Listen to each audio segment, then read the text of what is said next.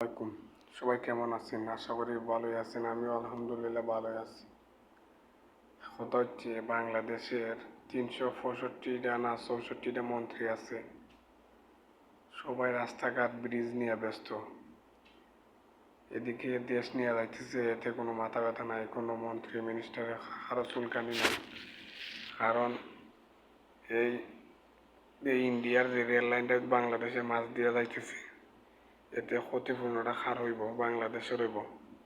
এতে বাংলাদেশে যত গরিব আছে, এই যে ট্রেনটা নিয়ে যাইব, ট্রেনের রাস্তাটা নিয়ে যাইব, রাস্তার দিকে কত মানুষের ফসল নষ্ট হবে, গাছ নষ্ট হবে, জমি নষ্ট হবে, ঘরবাড়ি নষ্ট হবে। এ নিয়ে কোনো চুলকানি নাই কোনো মন্ত্রী মিনিস্টারে। তারা আছে তাদের নিজের স্বার্থ নিয়ে। তাদের পকেট ভর্তি টাকা আছে, তাদের কোনো টেনশন নাই।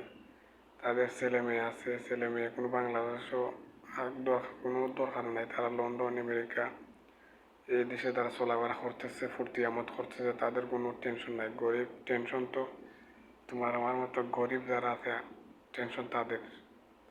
এখন 150 টাকা কেজি চিনি খাইতেছ, 100 টাকা কেজি ডাইল খাইতেছ, 40 টাকা 50 টাকা কেজি আলু। এই আলু 5 বছর আগে আসছিল 10 টাকা 15 টাকা কিলো।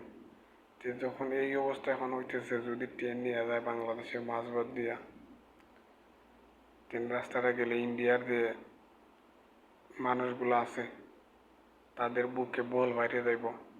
আমাদের যে মুসলিম ভাইয়েরা ইন্ডিয়াতে আছে তাদেরকে অপমানিত করা হচ্ছে এবং আরও করা হবে সামনে।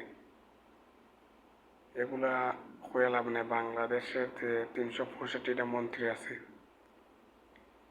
একটাও মানুষের করেন না, সবটিও মানুষ।